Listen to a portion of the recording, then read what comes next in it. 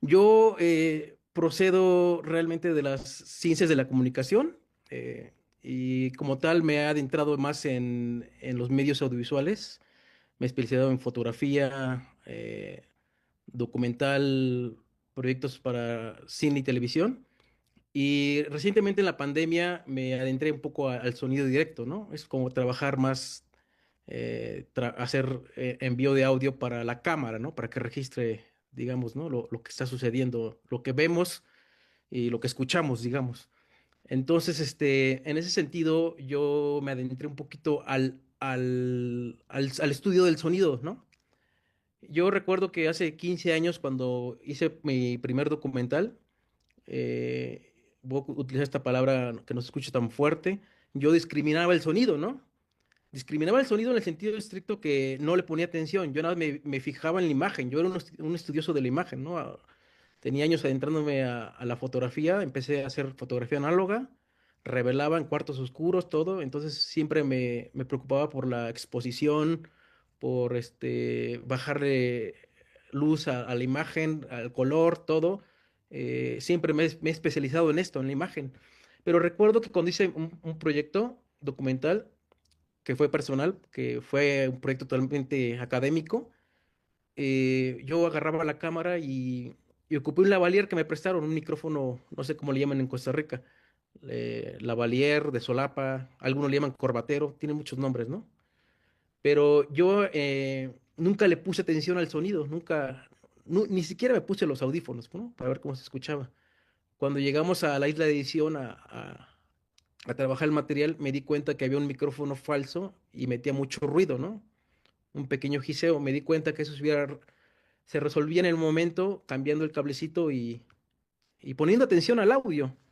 Y bueno, a partir de ahí me propuse ser más cuidadoso de todo lo que hacía, ¿no? Tanto imagen y sonido. Y en ese sentido, a partir de entonces puse mucho más atención en el sonido, en todo lo que grababa se escuchaba bien. Me preocupaba por que comparáramos o tuviéramos equipo de sonido totalmente, pues, calificado, bueno. Y entonces, en la pandemia, ustedes bien saben que la educación fue prácticamente en línea. Yo me adentré a tomar muchos cursos de sonido directo, que es trabajar para documental, y me empezó a gustar esto.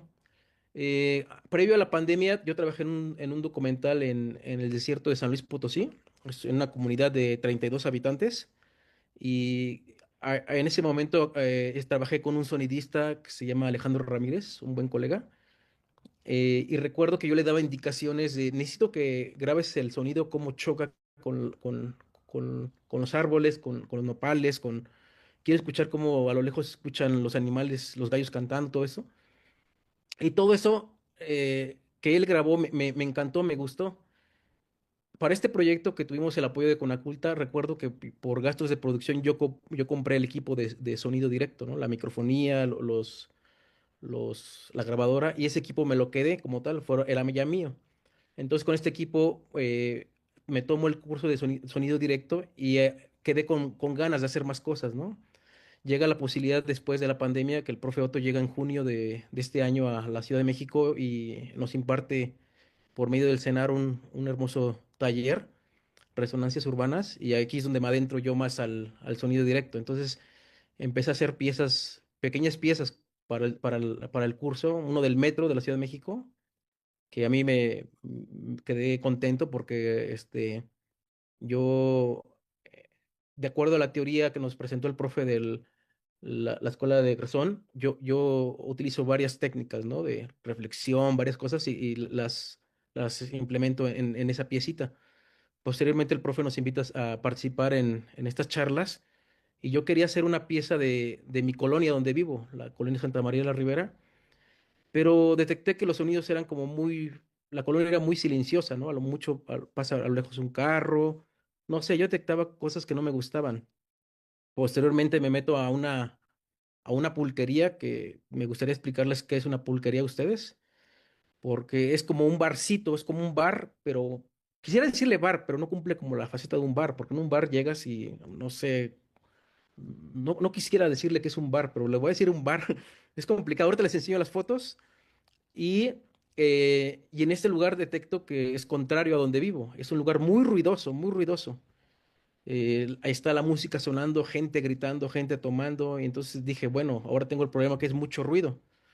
Y como pude, me acoplé a varios horarios, fui varios días, me detecté que en la tarde había menos gente, menos ruido, podía grabar voces. Entonces en ciertas horas más tarde, que la gente sale de trabajar, se llena más. Y esta es la historia de cómo me adentro yo a, a registrar el sonido en las pulquerías. Le pongo a mi pieza la pulcata porque es una palabra que utilizan los jóvenes, ¿no? Para como abreviar la palabra pulquería, ¿no? Si yo te digo vamos a una pulquería, en vez de decirte vamos a una pulquería, es vamos a una pulcata. Entonces en este lugar es donde registro todos estos sonidos que, profe, si me ayuda a poner la pieza o yo la puedo poner desde aquí o ¿qué hacemos? Sí. Bueno, si quieres, sí, sigue hablando y ya ahorita. Bueno, ahí en la imagen se ve las fotos. Sí, Sí, Sí, bueno, la sinopsis que le da es más que simples bares, las pulquerías mexicanas son templos vivos de tradición, identidad y convivencia. Esta pieza sonora explora la riqueza cultural de las pulquerías, donde el pulque, bebida ancestral fermentada de maguey, no solo consume, sino une. A través de sonidos y voces capturadas en este establecimiento comercial llamado La Paloma, se revela un mundo donde convergen sin distinción de clases sociales, credos o géneros, celebrando la diversidad y el arraigo de una de las costumbres más auténticas de México. El pulque como tal llega a México, tiene indicios de antes de la colonia, antes de que llegaran los españoles, esta bebida ya se fermentaba, ¿no? Y como tal, llegó un momento cuando llegan los españoles que detectaron que el pulque se consumía mucho de muchas comunidades y se transportaba a otras regiones. Entonces se les empezó a poner como un impuesto, ¿no? Un impuesto a esta bebida. Poco después se traficó de manera, digamos, clandestina y se fue perdiendo ese impuesto. Y estas fotografías para mí era muy importante. Bueno, también el profe nos comentó que tomáramos fotos y registros de dónde estábamos trabajando y yo tomé varias fotografías de este lugar para que cuando estemos escuchando más o menos veamos qué está pasando adentro, qué hay adentro y cómo es una pulquería por dentro, qué es el pulque y, y sucedieron muchas cosas, ¿no? Cuando llego yo ahí, bueno, un pulque, como bien lo dije en la descripción, no es como un bar que no discrimina, ¿no? Encuentras de todas las edades, bueno, de 18 para arriba, ¿no? Llegué y me encontré unos jóvenes de la universidad de 20 años tomando pulque y unos señores ya grandes de 70 años tomando pulque, ¿no? Y te das cuenta que son diferentes, generaciones que ahí convergen, porque hay una maquinita, no sé cómo le llamen allá en Costa Rica, que le echas una monedita, tú escoges la canción y y eliges tu género preferido, ¿no? Y te das cuenta que aquí, por ejemplo, aquí hay colegas, bueno, personas que le ponían una monedita a la máquina y escuchaban, no sé, Café Tacuba, terminaba Café Tacuba y seguía una música ranchera de los años 70, 80, y entonces esa canción la puso un señor grande, ¿no? Entonces, convergen varias generaciones aquí y Jaime, sí, ya tengo aquí el audio. ok, Sí, ¿verdad? Se llama Pulcata, CR. sí, exactamente. Si quiere la reproduce, profe, y yo voy pasando las fotos para que vayan viendo los compañeros. Vamos a ponerlo.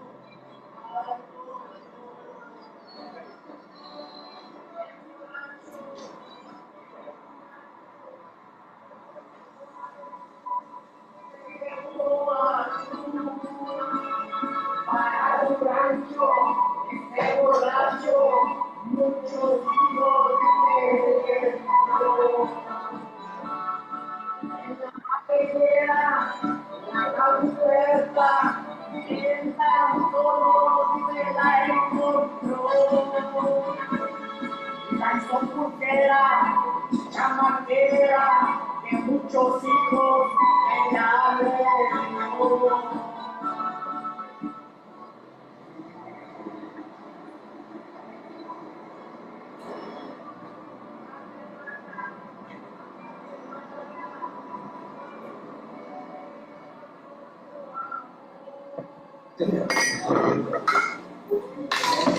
A ver, ¿a qué?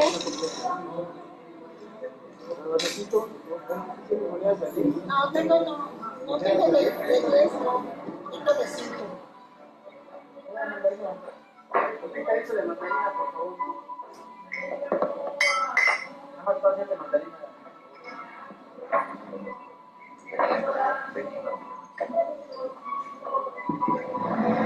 Estaba aquí en prepa 6. Sí, compañera. Pues es famosa, no sé cómo te llama. Pues aquí vamos a llamar. Una de aquí, una super famosa.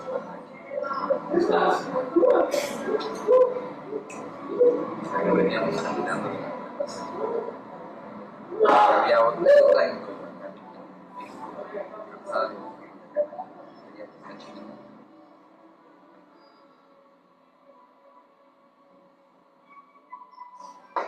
Claro, ahora sí me veo un pinche poquito, ¿no? Que como un pinche tono acá más coloquial y más quiero para allá. Y ya el pinche, cállate cabrón, ¿no? No, es que acá está la dama, ¿no? Y tú acá hablando groserías. Pero es en una porquería así se habla, ¿no? O sea, no, olvídate si llega alguna chava guapo o algún escucho profesional. Empiezan a ladrar todo el mundo acá. Wow, wow. Y luego este güey que es mudo, güey, que no habla, cabrón. Y luego pone la de Michael Jackson a la rocola. Se pone a bailar, güey, la de Billie. Y hace años yo recuerdo que le tomé un video. Depende. Déjale corto el video. No es de que te va a fascinar. Se pone unos lentes acá estilo Terminator y se pone a bailar el cabrón. Ahorita, güey.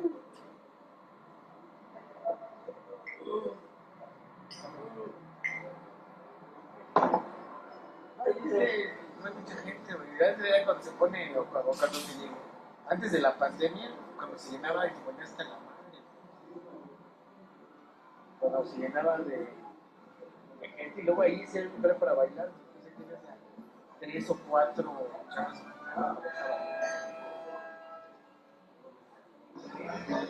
Si nos vamos a la historia, hay que recordar que hace más de 102 años se inició el movimiento muralista mexicano, ¿no? Y esto es resultado de una revolución que tuvo México y que tuvo un hecho histórico muy importante, del cual el gobierno, en ese tiempo que era comandado por el presidente Álvaro Obregón, le pide al secretario de Educación Pública, José Vasconcelos, que inicie el movimiento moralista pidiéndole a Diego Rivera, entre los más conocidos, que decoren el espacio de San Ildefonso con murales al fresco. Entonces, para hablar del muralismo mexicano tenemos que hablar de historia de México, tenemos que hablar de la historia prehispánica, tenemos que hablar de lo que pasó en la independencia, la revolución que fue lo que ocasionó este movimiento, que ha sido de los movimientos más importantes en la historia del mundo, el movimiento muralista mexicano. Entonces yo considero que el muralismo mexicano es hablar de historia. Muy bien.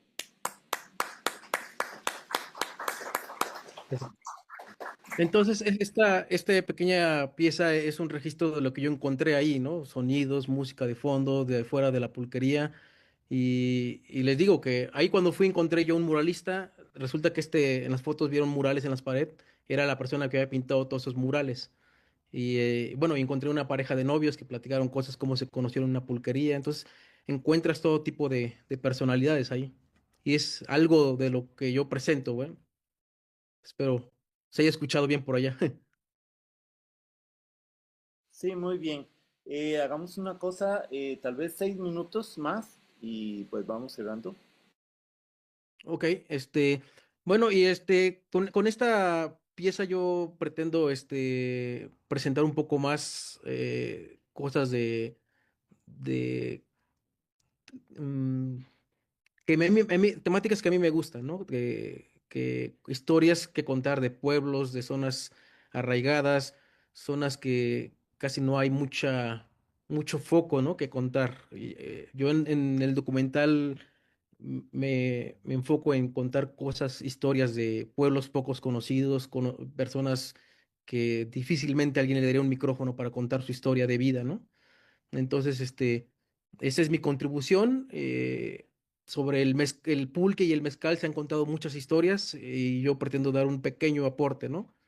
Y quisiera también trabajar más adelante una pieza documental, a ver si más adelante se me puede dar, pero por lo pronto estoy trabajando en el paisaje sonoro, gracias al profe Otto que me ha dado muchas herramientas para poder llegar a esto y yo insisto, es la primera pieza que yo presento. Yo apenas me estoy adentrando este año, no tengo la experiencia como tal como la compañera Astrid o todos mis compañeros, que yo recuerdo los que se presentaron en el CENAR, aquel curso en junio del 2025. Yo recuerdo que todos tenían un currículum inmenso de 10 15 años de trayectoria en esto, ¿no? Y yo soy aquí con menos experiencia, pero me gusta lo que estoy aprendiendo y me gusta cómo me estoy adentrando a esto y quisiera llevarlo más a cabo, ¿no?